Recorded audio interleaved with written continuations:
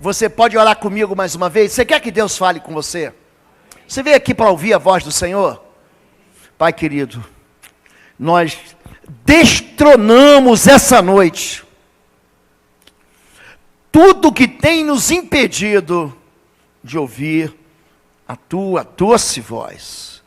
Nós clamamos para que o teu Espírito tenha absoluta liberdade entre nós, nos ensine o caminho da entrega no altar do Senhor daquilo que é a nossa vida.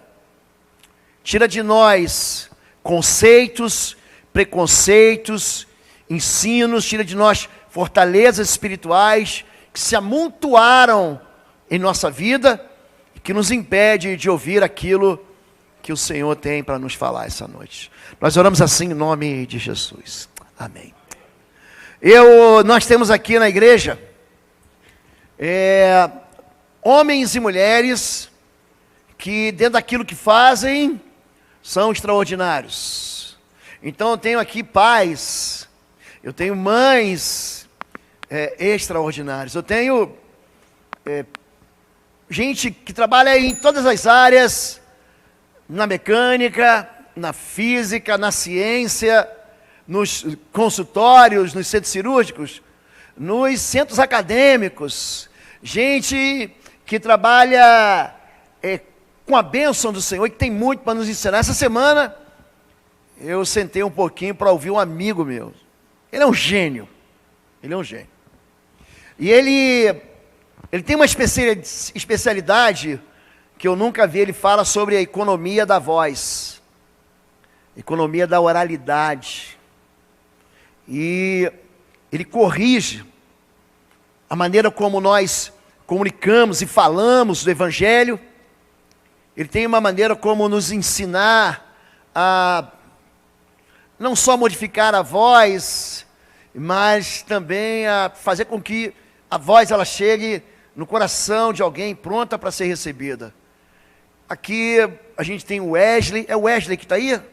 Da Fran, que tem uma escola onde ele ensina e ele faz com que de nós seja exprimido o melhor que sai da nossa boca. O Jorge Cury, ele diz o seguinte: quem ouve esquece, quem vê copia, quem justifica não faz, e quem faz aprende.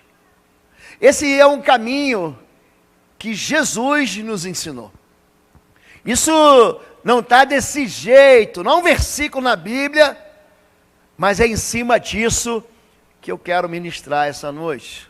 Aquilo que você tem entregue no altar do Senhor, aquilo que a sua vida tem ministrado para a igreja, e na igreja, e pela igreja, como edificação, construção daquilo que Deus colocou na nossa vida.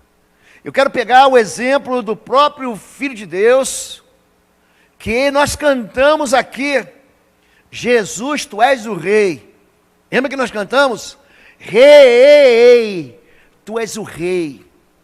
Pegar o exemplo de Jesus, que como Rei, Ele se fez escravo, e como escravo, Ele se tornou Senhor. O Rei que se tornou escravo. Diz assim a palavra de Deus em Filipenses capítulo 2, verso 5 até o verso 11.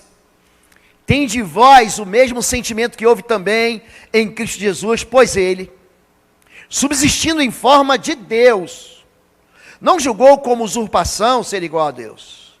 Antes, a si mesmo se esvaziou, assumindo a forma de servo, tornando-se em semelhança de homens, e reconhecido em figura humana, a si mesmo se humilhou, tornando-se obediente até a morte, e a morte de cruz. Ele se humilhou. Jesus, sendo Deus, Ele se fez homem, sendo homem, se fez servo. Essa palavra servo, no grego é doulos, é a mesma coisa que ministro hoje. A gente olha para a palavra ministro, aí lembra lá dos ministros do governo federal, como se fossem homens poderosos, mas na verdade a palavra ministrar, o ministro era aquele que servia ao rei, aquele que servia mais próximo ao rei. Essa é a palavra servo, como a Bíblia descreve, especialmente no Novo Testamento. Doulos também é a raiz da palavra diáconos. O diácono é aquele que serve à mesa. Nós temos aqui um time de diáconos que servem a nós, cada um de nós, e que é levantado, que é consagrado através da própria igreja, para fazer parte do conselho ministerial pastoral, para ajudar a cuidar de todo mundo. Jesus, ele dá para mim e para você o tom e a direção daquilo que nós podemos e devemos fazer dentro do reino de Deus, especialmente na Igreja Batista de Bom Retiro, porque é aqui que nós somos abençoados e é aqui que nós estamos debaixo da cobertura espiritual. Semana passada, nós encerramos o culto ensinando ou tratando a respeito de 3 pontos, 3 pilares que fundamentam o serviço ministerial na igreja. Toda pessoa que serve, ela tem que passar pelo crivo dos 3 T's. O tempo, diga tempo. O trabalho, diga trabalho. E o talento, diga talento. Todos nós temos uma mesma vocação, que é a vocação de Jesus. Jesus, nós já vamos ler esse texto, em João capítulo 13, ele tira a sua capa, coloca uma toalha e vai lavar os pés dos discípulos e depois vai perguntar: vocês entendem o que eu estou fazendo aqui? Bem-aventurados sois se fizerem igual. É por isso que aquele que faz, aprende. Tem muita gente que ouve e esquece. Eu quero fazer uma pergunta para vocês aqui. Quem que está aqui hoje, que estava domingo passado, pode levantar a mão agora e citar pelo menos um versículo daquilo que eu preguei no domingo passado? Levanta a mão, um versículo. Ninguém! Meu Deus! Ninguém se lembra! Não fique triste. Eu vou repetir para vocês. Quem ouve, esquece. Quem vê, copia. Quem faz, ele vai aprender. Agora, quem justifica, não faz. E nós temos muitas palavras e muitas desculpas para justificar aquilo que a gente não faz. Jesus está ensinando para a gente esses 3 pontos. Não é assim, tipo, não, eu vou lá quando dá. Hoje eu levantei e vou lá dar ajudinha no bazar. Hoje eu levantei e vou lá para tocar no louvor. Gente, você precisa de um negócio chamado compromisso. A gente conta com você. Quando você diz assim, eu estou na intercessão hoje, isso significa que eu estou contando com a sua cobertura para tudo que vai acontecer. Hoje eu estou ajudando na multimídia, na comunicação, eu sou designer, eu quero tirar um tempo e quero ofertar essa minha capacidade que eu adquiri com o tempo, o meu talento, eu quero dedicar à igreja, mas não é do tempo que você quer, tem que ser no tempo exato. Nós tiramos o exemplo aqui, você imagina, você chega na padaria hoje, ou você chega... Uma padaria é um bom exemplo. E você está doido para comprar aquele pão francês quentinho, você levanta cedo, e o padeiro não apareceu. Você imaginou isso? Você vai ficar com fome, você vai sonhar com aquele pão o dia inteiro, não é verdade?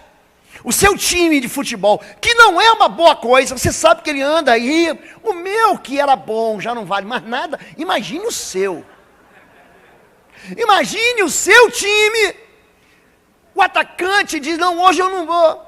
Ou o goleiro diz, não, hoje eu quero ficar dormindo, eu não quero ir para o futebol, hoje eu estou cansado, eu tive aqui, acho que eu tive um estiramento, eu não sei. Gente, o serviço para a igreja é um serviço para Deus. Eu duvido que você arrume uma boa desculpa para não aparecer no seu trabalho. Eu duvido. Ou porque está chovendo, ou porque o nosso clima é esse mesmo, né? Ou porque você acordou assim, meio sem vontade. Você vai com vontade ou sem vontade. Agora, quando você oferece para Deus, dá a impressão, não, para Deus eu posso fazer de qualquer maneira. Não pode. O melhor da gente tem que estar aqui. A vida e o coração da gente tem que estar naquilo que a gente faz para Deus. Mesmo porque o trabalho que a gente faz é um trabalho que glorifica o nome do Senhor. Aquilo que você dá aula na tua faculdade, no teu colégio, aquilo que você faz no almoço para os seus filhos, aquilo que você promete e aquilo que você cumpre, isso tudo glorifica o nome do Senhor. Número 2, talento. Você precisa de algo chamado talento. Eu vou fazer uma pergunta para vocês.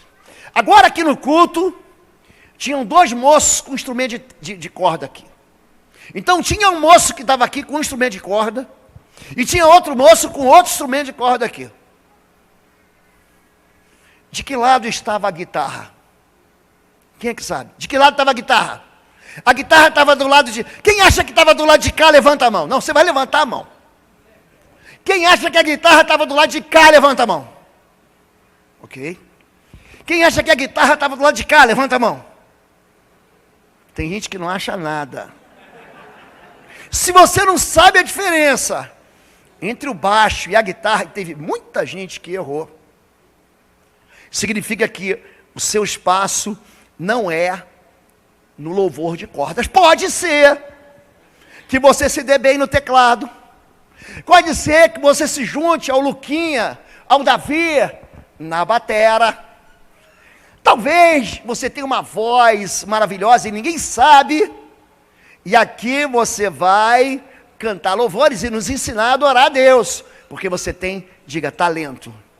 Então não adianta eu colocar você numa área que você ama e que você gosta. Você não tem chamado para isso.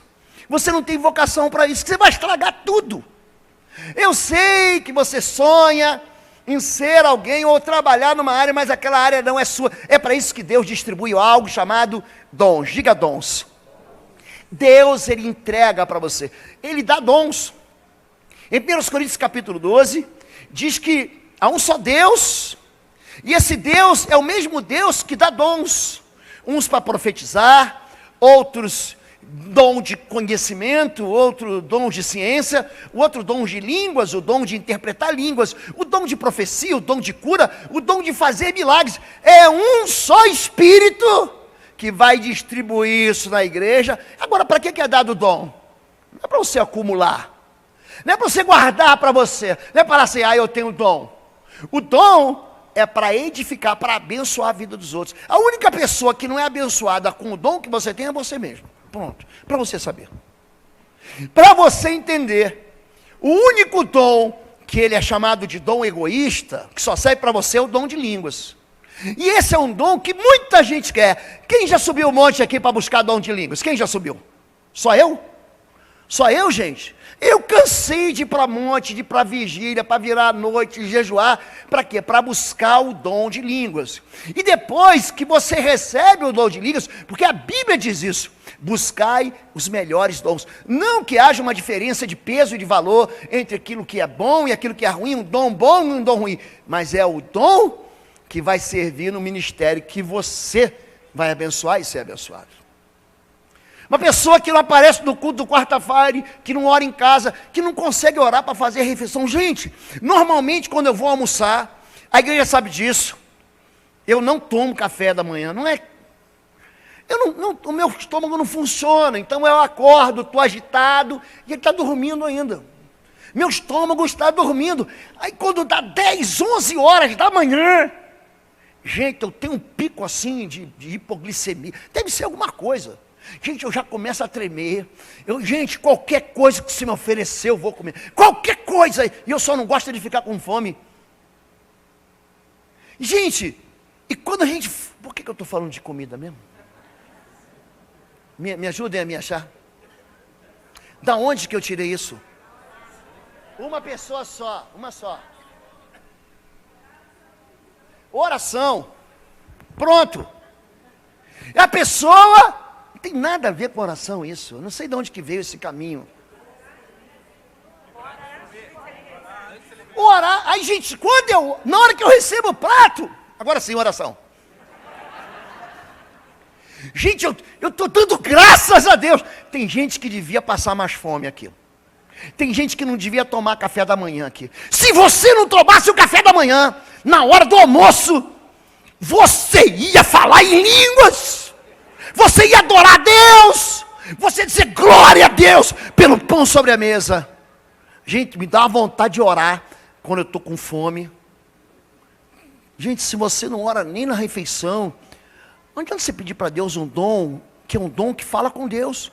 O dom de línguas é um dom que trata coisas com Deus. E quando a Bíblia fala que Deus, ele intercede por nós com gemidos inexprimíveis, o dom, ele vai facilitar, ele vai capacitar você para fazer aquilo que você tem, mas você tem que andar dentro do talento que você tem. Então você precisa de trabalho, você precisa de talento, você precisa ter tempo. Não, pastor, eu quero participar desse ministério, mas se você não organizar a tua vida para dedicar tempo ao Senhor, você vai querer fazer tudo mais ou menos de qualquer jeito. E tudo que a gente oferece a Deus, a gente tem que oferecer como melhor. Seja aquilo que é primícia da minha vida, seja aquilo que é o meu melhor tempo, o melhor da minha história. Foi isso que Deus fez. Foi isso que o Filho de Deus fez. E aqui, ele tendo consumado a obra, em João 17, o capítulo da intercessão, da oração intercessória de Jesus, ele está falando para Deus: agora Deus, eu terminei meu trabalho, eu terminei meu serviço, dá-me de volta a glória que eu tinha. Jesus aqui, Deus não é homem, Deus se fez homem, mas Jesus agora vai ser glorificado como ele era no princípio. Ele vai receber de Deus, de volta do Pai, aquilo que ele já era. Jesus, ele deixou os tesouros do céu, pois vocês conhecem a graça do nosso Senhor Jesus Cristo, que, sendo rico, se fez pobre por amor de vocês, para que por meio de sua pobreza, vocês se tornassem ricos. Cada um de nós, aqui gente, a gente gosta de comparar riqueza com dinheiro. E não é disso que ele está falando. Existe, o que a Bíblia diz, que na rua, ou nas ruas do céu, eu entendo como algo simbólico. Por que ele diz que as ruas no céu são de ouro? Por quê? Porque lá o ouro não tem valor nenhum. Nenhum. Aquilo que você busca desesperadamente aqui, no céu, não vale nada. Ou alguém vai sair aqui do culto, vai pegar um pedaço do asfalto e vai levar para casa. Alguém faz isso, gente? Você vai pegar um pedaço dessa pedra aqui que faz o estacionamento da gente e vai levar para casa? Ele está falando de outra riqueza. Semana passada, vocês estavam aqui no culto, eu falei: apaga todas as luzes. Lembra disso? Apaguem todas as luzes. Aí tinha uma bendita irmã ali do Ministério de Libras, hoje está a pastora Neuza com a gente, e aí não conseguia apagar a luz. Não, apaga tudo. E eu falei: dá um grito de pavor. Quem estava aqui? Deu um grito de pavor. Ficou tudo escuro, o povo gritando. Gente, isso é só uma ideia que você pode experimentar daquilo que é inferno. Lá na escuridão haverá pranto e ranger de dentes, grito de pavor, e todo mundo gritando ao mesmo tempo. Ninguém se ouve, não há esperança. O inferno é um lugar onde Deus não está. E essa é a maneira como Jesus ensina para a gente. As parábolas de Mateus 25, ele ensina em todas elas: aquele que ficar de fora vai experimentar isso. E ele começa as parábolas dizendo que, porque eu tive fome, me deste de comer, eu tive sede, me deste de beber, eu tive nu, você me vestiu, eu estava preso, você foi me visitar. E ele fala: quando foi que fizemos isso ao Senhor? E Jesus diz: quando você fizeste a um dos pequeninos, a mim fizeste.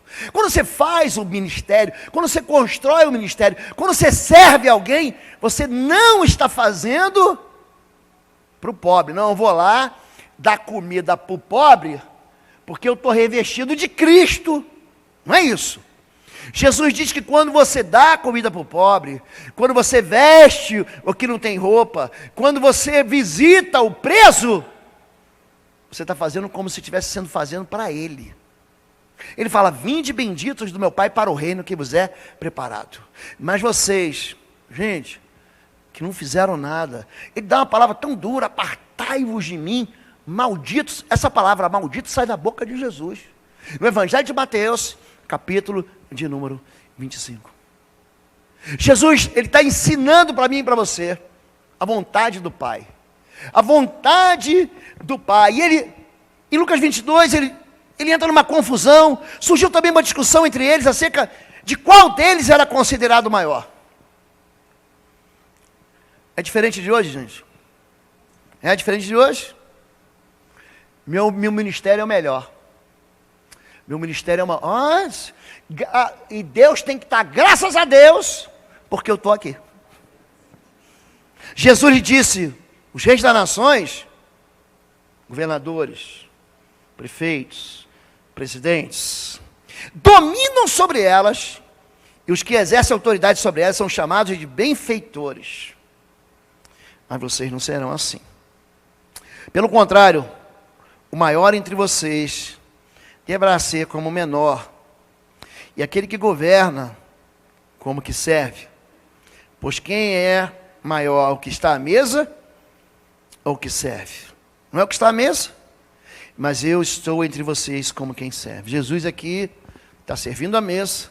Em Lucas 22, Jesus está lavando os pés, como alguém naquele tempo não tinha Rainha System, não tinha Nike, não tinha Adidas, não tinha Mr. Cat. Como é que é o nome desse aí que todos os jovens usam? Bamba. Que chute. Não, eu estou te zoando, Léo. Então, naquele tempo não tinha sapato fechado. Você andava e perambulava o dia inteiro, tomava um banho. Nem você já não fez isso? Você está na praia, cheio de terra, cheio de areia, cheio de sal. Aí você sai da praia, não tem, às vezes tem um chuveirinho. Quando a praia tem um chuveirinho aqui, bota uma... Você vai lá, mas quando você chega no carro, o pé já está sujo de novo, não está? Aí você vê com aquela garrafinha d'água com as crianças. Já fizeram isso? Gente, você pega assim e não lava só o pé? É isso que Jesus está falando. Esse era um serviço de quê? De escravo. O escravo lavava os pés. Ele está falando assim, olha, o maior é como aquele que serve. O maior... Quem você acha que tem o maior ministério aqui nessa igreja? Daqui vocês saem, vocês vão para casa. Vocês sabiam que hoje, quando o time da manhã, quando o culto da manhã saiu, veio um time aqui para limpar a igreja? Você nem sabe quem é. Mas eles estão aqui. Continuam passando álcool nas cadeiras, continuam limpando o chão. Aí o time do multimídia vem aqui, limpa o microfone, restabelece os cabos. Tem um time que chega aqui muito antes de você chegar. Hoje pela manhã, o time da multimídia estava mandando mensagem para mim às 7h30 da manhã, e o culto ia começar às 10. Por quê? Porque não é 7h30 da manhã, não é 10 da manhã. Eu tenho que dar um ensaio aqui, eu tenho que repassar a música. E para repassar a música, eu tenho que ter o som, eu tenho que ter o áudio, eu tenho que ter a comunicação. E a Deinha, da comunicação, fica desesperada assim, pastor, e aí? Qual é a mensagem? Eu preciso preparar as capas que vão na thumbnail do YouTube, do Instagram. Eu deixo ela doida. Porque eu vou pregar uma coisa, eu tenho certeza que Deus quer que eu fale isso hoje para a igreja. Certeza. Gente, basta eu dormir, 3 da manhã eu acordo assim. Aí ele fala assim, não é nada disso. Ora mais um pouco, aí eu vou, mudo, ela fica doida. Mas não era uma coisa. Então, antes da gente chegar, tem gente que prepara tudo para a gente. O time do trânsito, eu falei semana passada, um dos mais desafiadores do ministério da igreja. Ele vai estar aqui para te receber com todo carinho, com todo amor, esteja chovendo, esteja nevando, esteja abaixo de zero. E Curitiba, daqui a pouco, o Antônio chegou, você vai tirar a coleção, o Antônio Inverno do seu armário. E o time vai vir aqui, chovendo ou não, com capa de chuva, com galocha. Mas a gente precisa de mais gente aqui. A gente precisa de pessoas que podem estar junto com todo o time aqui para ajudar na segurança dos ministérios, do Ministério Infantil, para servir no Ministério Infantil. Então, nós estamos lá embaixo, tem domingo que a gente recebe 200 crianças. Você imagina? Toda vez que aparece a faixinha amarela aqui, sabe o que significa? Que aquele neném, eu não quero estragar o teu culto, mas ele fez totô.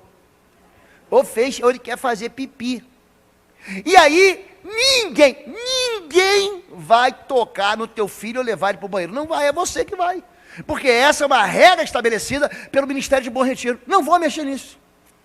Então, enquanto o tio está só esperando, calma um pouquinho, se acalma que mamãe está vindo, tem alguém cobrindo ele em outro ministério, e você pode participar desse ministério. Mas, não, pastor, isso não é ministério para mim. O que Jesus está dizendo é que aqueles ministérios que são menos, que aparecem menos, que são menos representados de maneira que você apareça, eles são os ministérios que recebem de Deus mais honra. O maior é aquele que serve. O maior, talvez você diga assim, pastor, eu já estou dando tudo de mim, hoje eu já levantei e estou fazendo um favor de vir aqui na igreja para adorar a Deus, querido. Se você pensa assim, o teu coração está completamente desviado daquilo que Deus quer para você. Todos nós somos chamados para ver. E aqui não é competição de quem vai ser o maior. Jesus, ele dá logo uma tesoura voadora nos peitos dos discípulos, fala assim, ó, não se compare com esse mundo. Esse mundo, os governadores querem ser chamados de benfeitores, aqui não. Entre vós, o maior vai ser aquele que serve. Qual é o mais importante entre vocês? Jesus os chamou e disse, vocês sabem que aqueles que são considerados governantes das nações as dominam, e as pessoas importantes exercem poder sobre elas. Não será assim entre vocês. Pelo contrário, quem quiser tornar-se importante entre vocês, deverá ser, diga, servo. Ah, você não quer ser servo. Você não quer carregar a mala de ninguém. Você não quer fazer massagem no pé do doente, não quer. Você não quer ser chamado de pequeno, aquele desprezível. Ele faz um serviço. Eu me lembro do meme do Seu Madruga, do Chaves. Você lembra desse meme? Onde existe um outro personagem que é um professor, e ele fala assim, ele não vale nada, ele não tem valor nenhum. Ninguém quer ser chamado, você não viu? Eu já sei, tem uma luzinha amarela que passa aqui, ó. Eu já sei que tem alguma coisa no Tom Jim Kids, ou algum carro mal estacionado. Eu já sei. Então eu estou aqui, e estou prestando atenção em tudo, por isso que de vez em quando eu confundo a oração da comida. Entende isso? Porque o pastor tem que estar de olho em tudo aqui. Onde que eu estava? O mais importante. O mais importante. Escravos por amor. São essas as leis que você proclamará ao povo. Se você comprar um escravo hebreu, um judeu, ele o servirá por 6 anos. Havia uma lei, no 7º ano ele cumpria. É por isso que Jacó se apaixonou pela filha de Labão. Ele trabalha 7 anos por ela. Quando você faz alguma coisa que se apaixona, você fala assim, nossa, mas já passou 7 anos que a gente está em Bom Retiro? Já faz tanto tempo? Parece que foi ontem que a gente entrou aqui.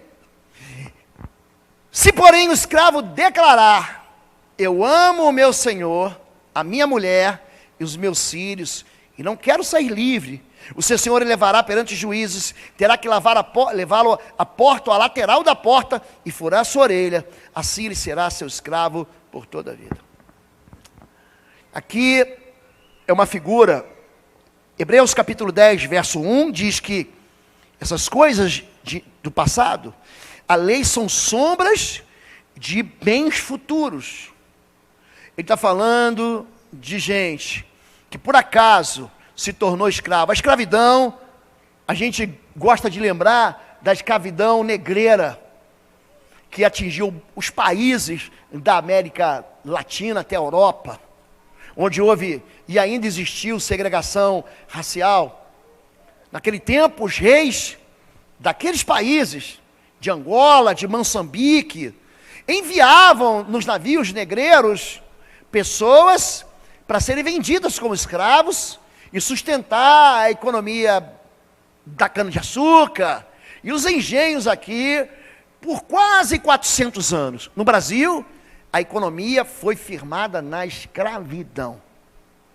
No tempo de Israel, quando uma pessoa se vendia, ele se vendia por dívida.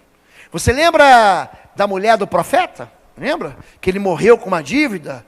Falou, vão vir aqui, vão pegar meus filhos. Falou assim, o que você tem aí? Eu tenho azeite.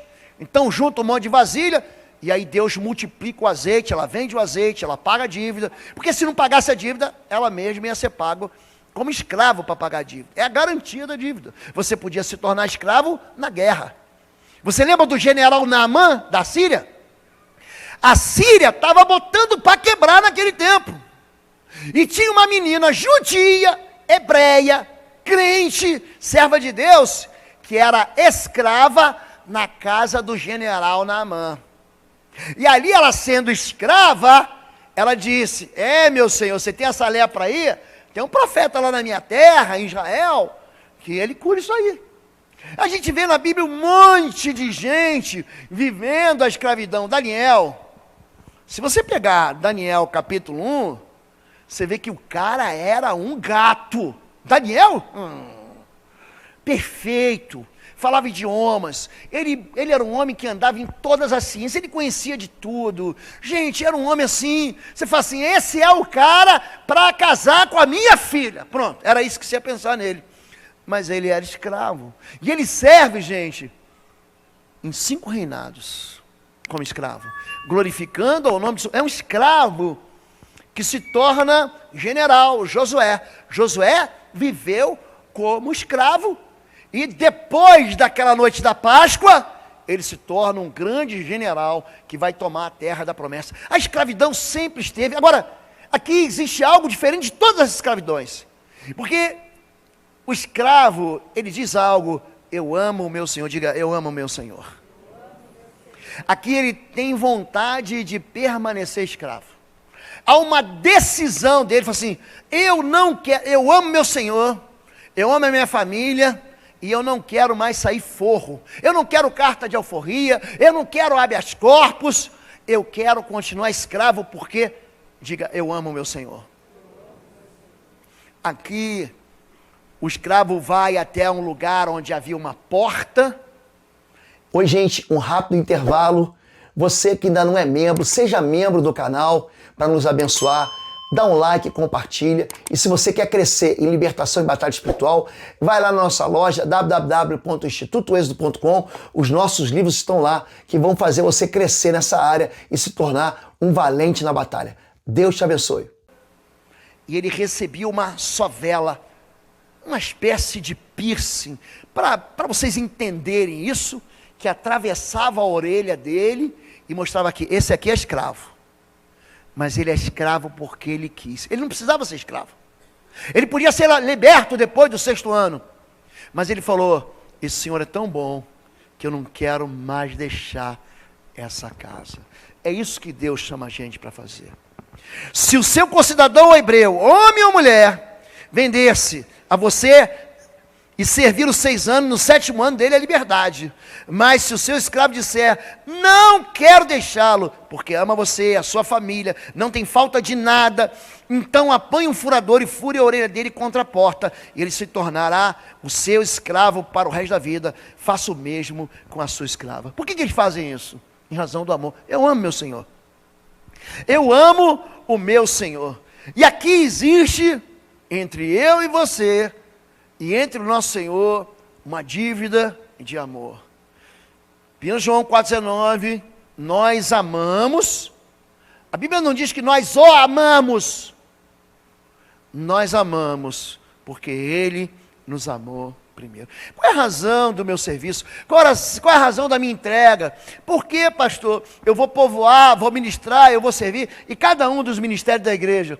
Porque Ele me amou. Por que você ama tanto? Porque Ele me amou. Essa é a questão quando aquela mulher de má fama, aquela mulher não valia nada, ela tinha uma má fama horrível, uma mulher pecadora, é uma maneira assim gentil de dizer assim, que aquela mulher, ela tinha aprontado todas, e ela não gozava de uma boa fama naquele meio, e ela vem e comete um escândalo.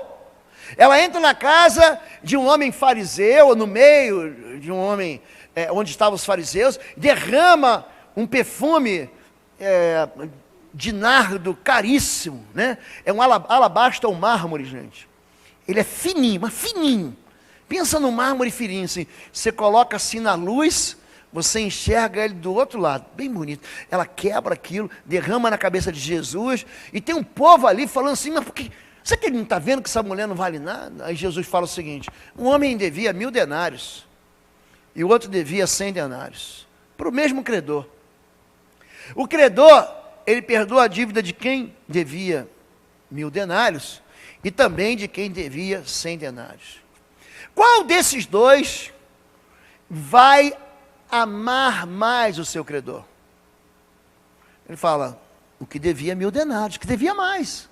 Você devia $1 milhão e tem alguém que devia só $100. Para o mesmo credor, ele fala assim, ó, tua dívida está perdoada e a tua também. Gente, quem vai ficar mais feliz? Quem teve a dívida de $1 milhão perdoada, né? Jesus diz, quem muito ama, diga, quem muito ama, muito foi perdoado. Então essas pessoas que louvam a Deus de maneira exuberante, que trabalham para o Senhor, de uma maneira, você fala assim, mas o que ele tem? O que ele tem é perdão na vida dele. Porque quem muito ama, é porque muito foi perdoado. É por isso que existe um escândalo. Os morávios, uma região onde hoje está a República Tcheca, tem uma história linda. Eu li num dos livros da editora Ultimato, eu já não recordo qual, já tem muito tempo, mas aí 2 irmãos morávios cristãos, se você não sabe, a República Tcheca já foi o centro do avivamento mundial. Há um homem chamado John Hus, ele vem antes, 100 anos antes de Martim Lutero, um cristão, ele era reitor de uma universidade de Praga, e ali ele prega o evangelho cresce, mas a igreja romana estabelecida coloca fogo nele, ele queima na fogueira. Você chega em Praga hoje, na Cidade Velha, tem uma estátua dele, linda. De um lado ele está assim, segurando um que parece um rolo, e pregando, e as pessoas maravilhadas. Você roda a estátua é bem grande. Quando você roda do outro lado, o rosto dele muda de figura. É uma arte assim, uma estátua lindíssima.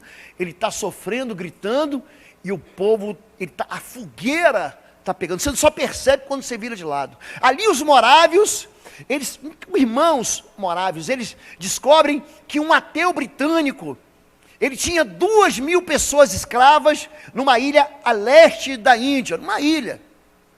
E eles não haveriam de ter nenhuma possibilidade de ouvir falar de Jesus Cristo. Sabe o que eles fazem? Esses morávios se venderam. Isso é história, gente.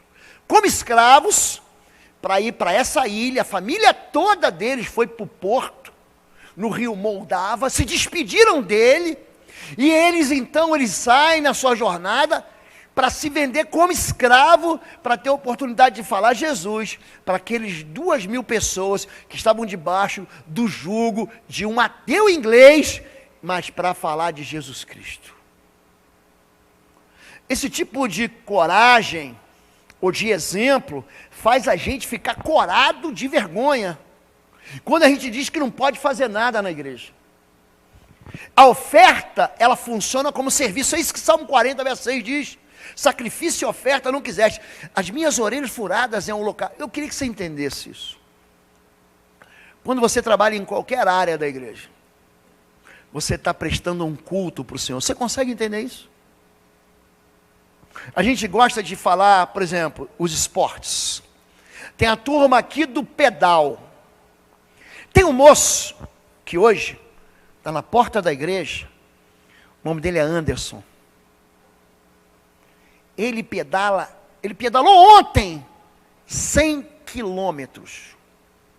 Sabe para quê? Para falar de Jesus. Para manter o rebanho junto. O nome disso é culto. O culto não acontece só quando você está na igreja. Tem gente que pensa que Deus dá o dom para ele usar aqui na igreja. Não, recebi o dom de língua, recebi o dom de profecia, recebi o dom de revelação, eu recebi o dom de ciência, só para usar na igreja e sair da igreja e falar assim, ó, tchau dom, agora eu vou para casa. Gente, não, gente, o dom você leva na tua vida. O dom ele fica agarrado em você. O Espírito de Deus não te abandona quando você sai da igreja, ele continua aí. E o mesmo Espírito que unge você para uma tarefa, ele vai continuar contigo o tempo todo. O que a gente não pode dizer é que a gente não pode fazer nada, que a gente não tem tempo para nada, e que a gente não sabe fazer nada, e que a gente é inútil para as coisas. Eu fico lembrando de Moisés. Moisés foi treinado no palácio do faraó. Aí quando Deus fala com ele, larga tudo agora, ele já tinha pensado em se aposentar. Aí Deus, não, você não vai se aposentar não. Você vai começar uma nova empresa. Eu estou com 80 anos, Deus, você está de brincadeira? Eu não sei nem falar. E Deus fala para ele, quem fez a boca do homem e o que fala? Quem fez o surdo ou o que ouve? Não sou eu, Senhor? Vai e eu serei com a tua boca. Deus, ele quebra as pernas. Eu volto aqui ao que eu aprendi com o irmão Jorge. Quem justifica não faz. Agora quem faz aprende. Moisés sai, vai para aquela região de Sucote, de Gósen, lá no delta do Nilo, e ali ele faz o que Deus mandou ele fazer. Deus mandou te dizer, assim diz o Senhor, deixai o meu povo ir para que me celebre uma festa. E o resto ele aprendeu na jornada. O resto ele aprendeu fazendo. É o que a Clínica da Alma acabou de falar para a gente aqui. Pastor, eu não sei em que eu posso ajudar, mas você sabe aquilo que você gosta de fazer. Ah, sabe. Você sabe aquilo que você aprendeu a fazer. Você sabe. Somos chamados para servir. Pois aquele que sendo escravo, foi chamado pelo Senhor, é liberto perante o Senhor. Naquele tempo tinha escravidão. Lembra do que eu estou falando. Semelhantemente, aquele que era livre, quando foi chamado, é escravo de Cristo.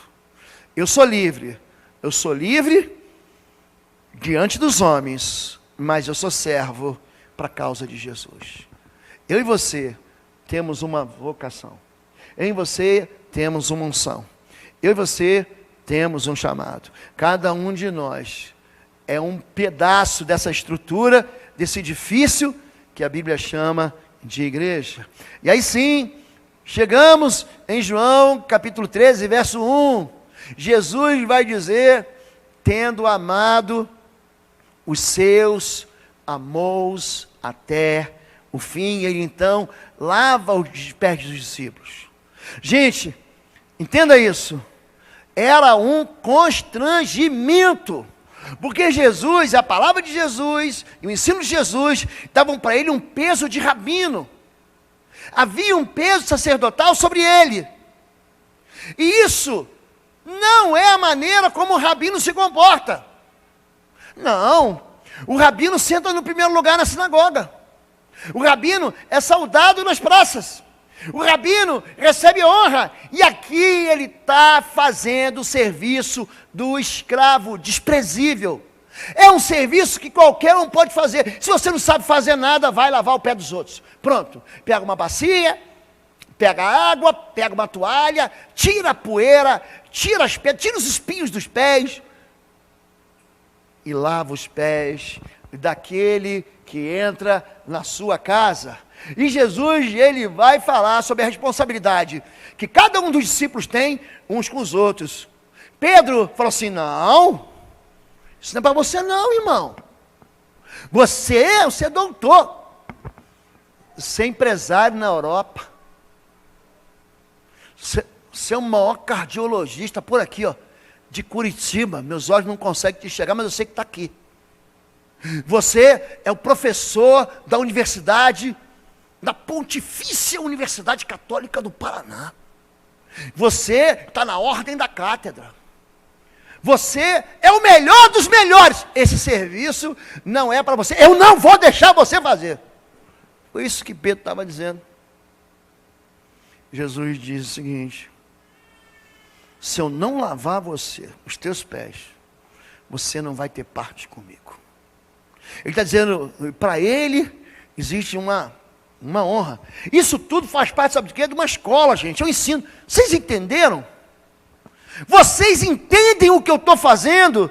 Vocês entendem o que eu lhe fiz? Então ele perguntou, vocês entendem o que eu lhe fiz? Pois bem, se eu sendo Senhor e Mestre de vocês, lavei-lhes os pés, vocês também devem lavar os pés uns dos outros. Eu lhes dei o exemplo para que vos façam como lhes fiz. Digo-lhes verdadeiramente que nenhum escravo é maior do que o seu Senhor. Como também nenhum mensageiro é maior do que aquele que o enviou. Agora que vocês sabem essas coisas, bem-aventurados, felizes serão se os praticarem. Todo mundo que trabalha, hoje de manhã eu ministrei sobre Elias e Eliseu. Já tem muito trabalho. Sabia disso? 20% de tudo que acontece na igreja, ou 100%, 80% de tudo que acontece na igreja, é feito por uma pequena parte que está aqui. Uma pequena parte. E você pode contribuir nesse altar aí. Pode. Você pode dizer assim, não, tem uma parte aqui que eu posso fazer. Eu não quero que você enterre teus talentos. A parábola dos talentos fala disso, gente. De gente que recebeu 5 talentos, que recebeu 2 talentos, que recebeu 1 talento. O que ele fez com o talento? Ele granjeou, investiu e conseguiu mais 5 talentos. E teve outro que investiu e conseguiu mais 2 talentos. Mas tem gente que pega o único talento que tem e enterra.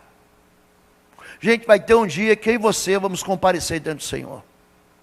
Por favor, não diga para Deus que você não sabe fazer nada. Não diga para Deus que você não presta para nada. Não diga para Deus que você não foi chamado para... Isso é mentira! E pode ser uma mentira que contaram para você e você acreditou lá atrás. Ou pode ser uma mentira que você conta para você mesmo, para não fazer o que você tem que fazer. A igreja recebe semana que vem mais 120 novos membros. Querido, você pode cuidar de gente que vai entrar sem direção, sem socorro, sem proteção, sem oração. Você pode orar. Deus ensinou todo mundo aqui a orar. Você pode chegar perto de alguém, pode dar um abraço, você pode dar um sorriso, você pode chorar com os que choram. Gente, não é bom você ser consolado?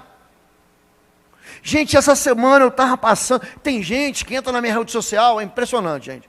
Como é que tem gente que me anima? Isso é dom. Sabia que é dom? E a semana passada, eu estava vivendo assim, um peso, a gente tinha que passar pelo CAF, a aprovação do nosso aluguel, do novo local. Tinha um monte de coisa acontecendo. A gente estava recebendo o reverendo Adam Wright. Eu ia pregar no céu. Pensa assim, um peso sobre mim.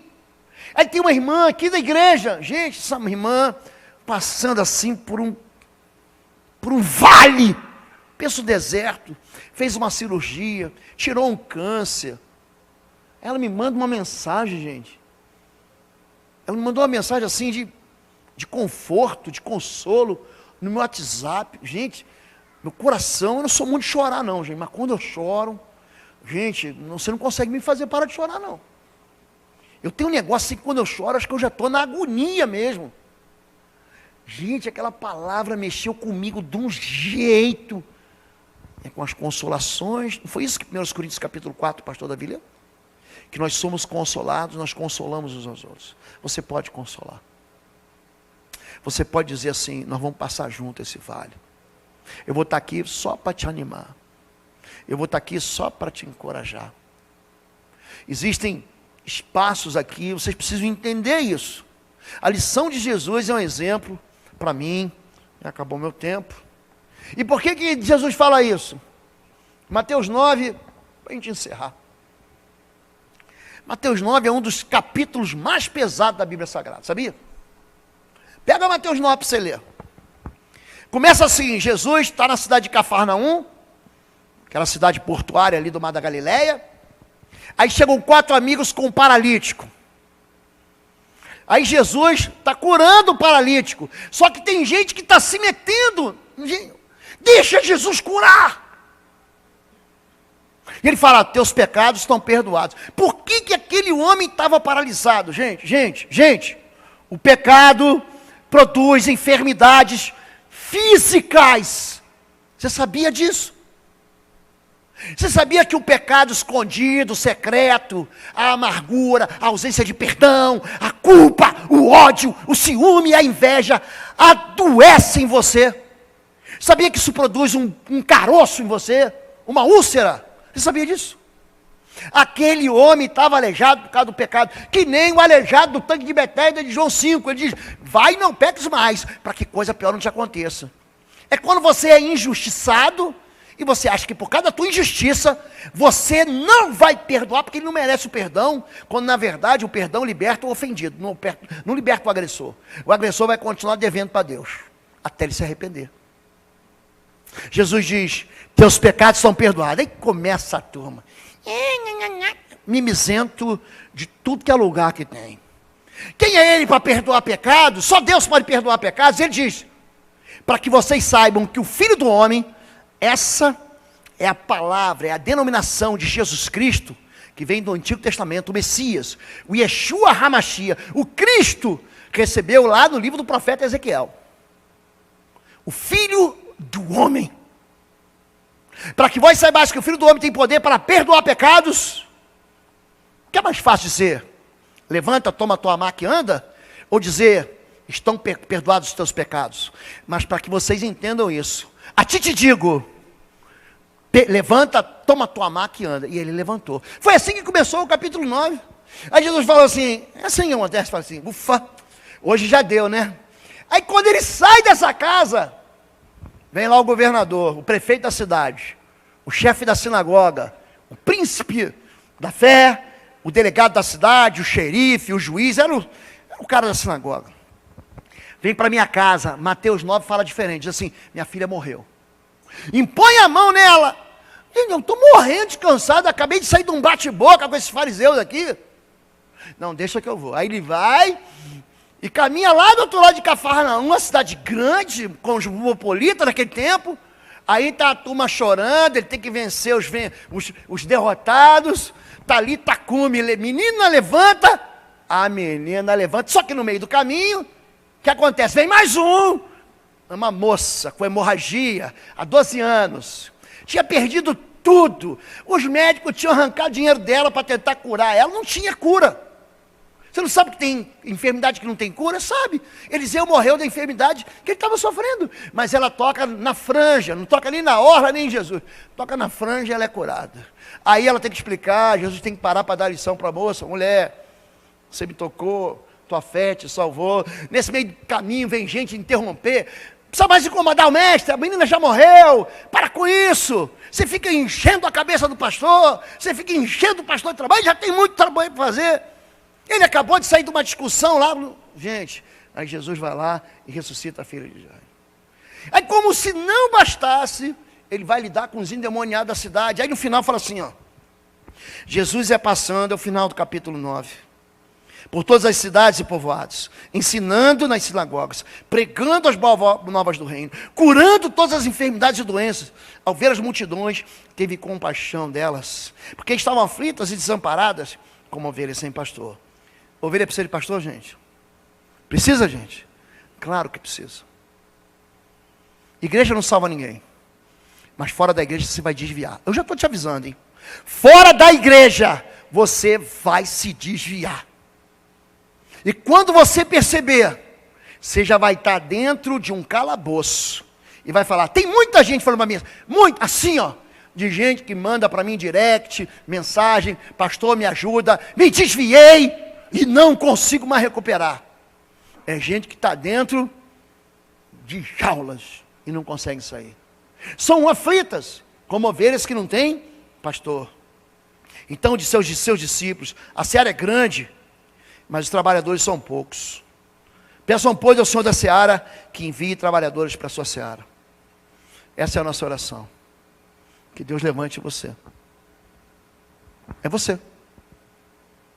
Não quero me dizer assim, não, o irmão tinha que estar aqui, aquele fabuloso, aquele mestre, aquele gênio, aquele pastor, aquele teólogo, aquele servo, aquele cuidador. Não é os outros, é você.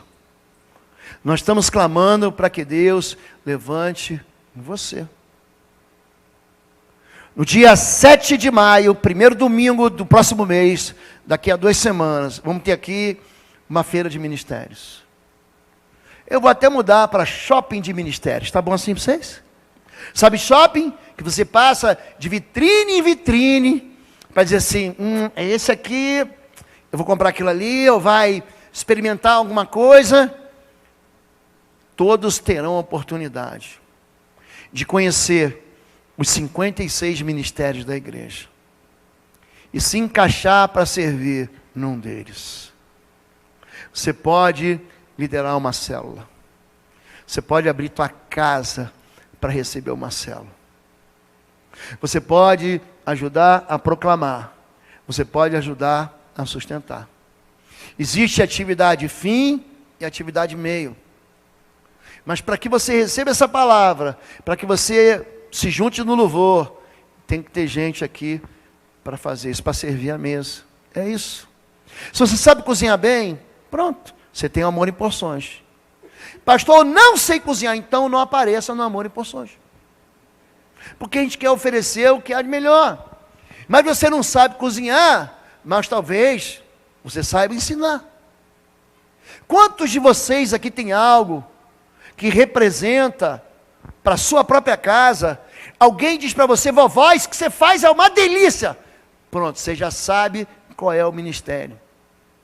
Sabe quando alguém diz assim, mas que bacana, que obra de arte, eu não sei como você fez.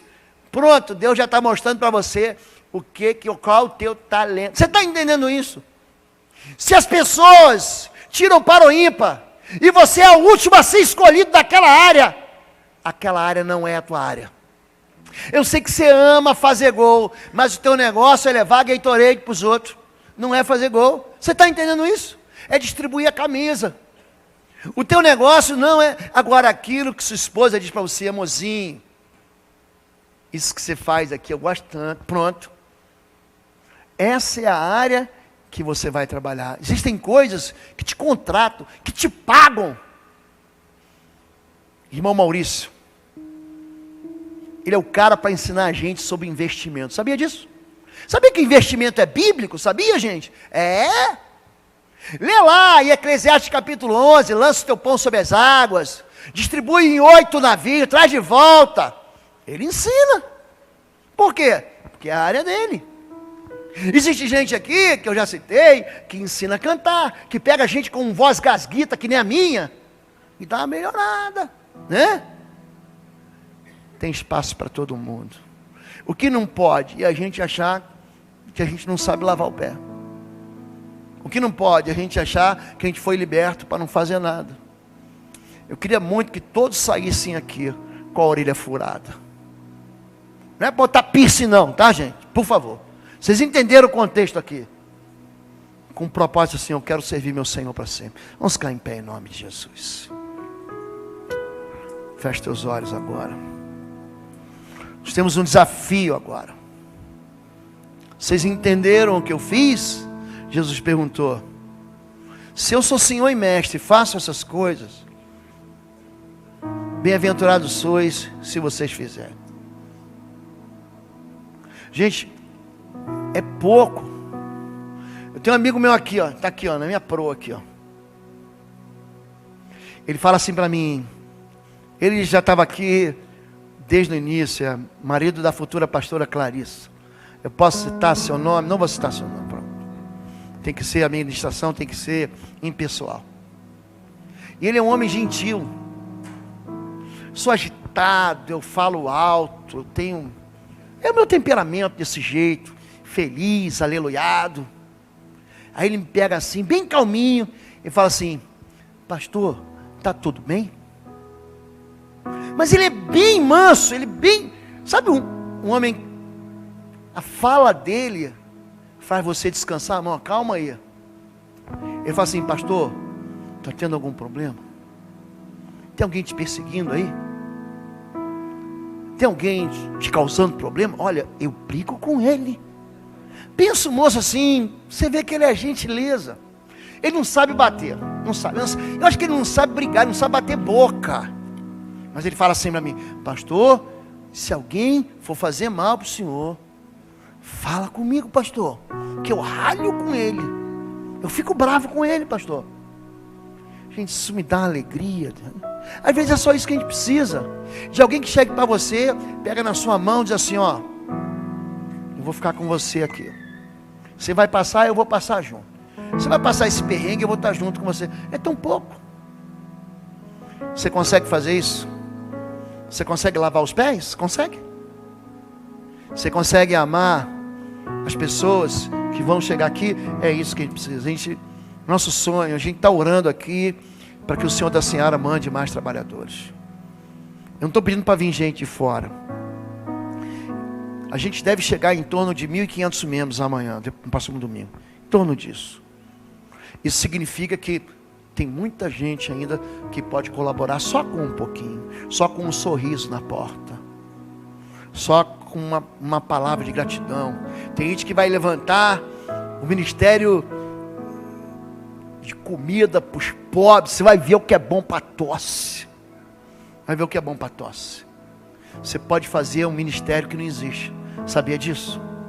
Você pode liderar um ministério que ainda não tem. E vai oferecer para o povo que está chegando e aqueles que já estão aqui. Você crê isso comigo? Feche teus olhos agora. Se você tem uma vocação e um chamado, você quer servir ao Senhor, quer dizer para Deus: Deus, fura minhas orelhas agora. Quero ser teu servo.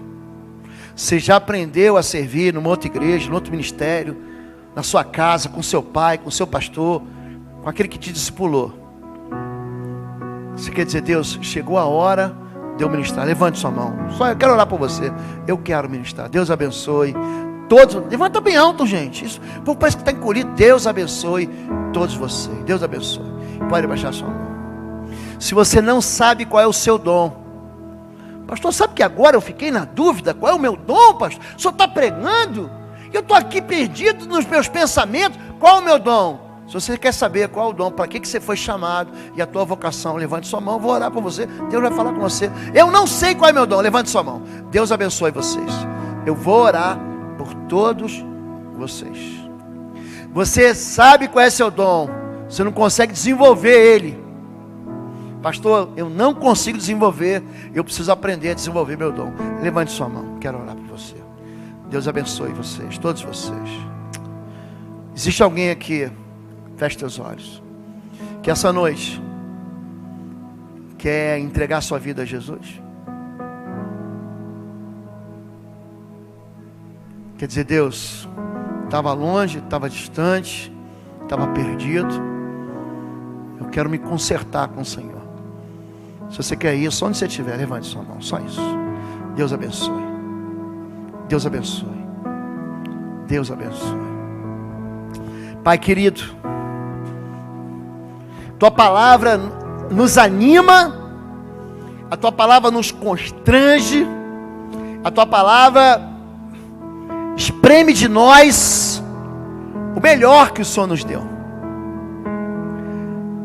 Existe um povo aflito, existe um rebanho desamparado, existem ovelhas sem pastor, existem pessoas que precisam ser abraçadas, cuidadas, alimentadas, vestidas. Existe gente que já pensou em tirar sua própria vida. Tem gente que pensa que é inútil. Tem gente que pensa que não presta para nada. Mas tudo isso é mentira. Aqui são filhos de Deus. São homens e mulheres que o Senhor fez de maneira especial, para uma obra especial e única. Existe uma vocação singular, personalíssima.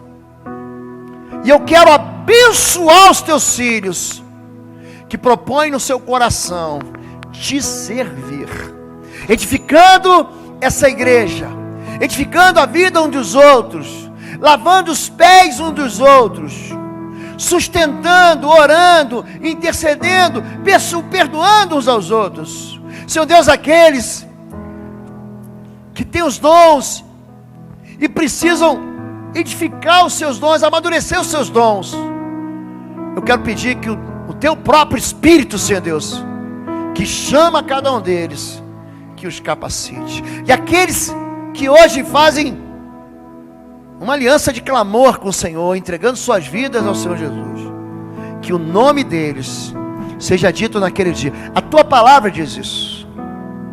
A tua palavra diz isso. Que aquele que me confessa diante dos homens, eu confessarei diante dos anjos e do Pai que está nos céus. Em nome de Jesus eu abençoo o Bom Retiro.